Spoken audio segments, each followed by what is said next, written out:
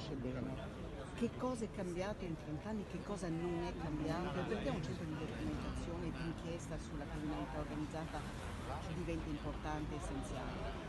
Perché 30 anni dopo non dobbiamo più parlare di infiltrazioni o di presenze occasionali, ma di un radicamento nel tessuto sociale, economico, produttivo e politico di presenze della grande criminalità organizzata. Questo cambia tutto, perché un conto è isolare e colpire un infiltrato che arriva qua o posto qua in soggiorno obbligato, come succedeva qualche decennio fa. Un altro conto è smantellare una presenza nell'economia, nella politica, nella società.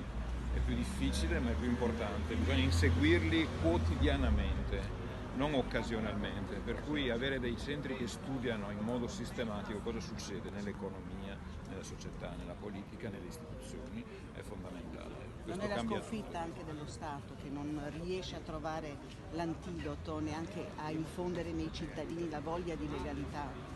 Lo Stato non è mai sconfitto quando ci sono persone, uomini e donne nelle istituzioni che combattono queste presenze criminali.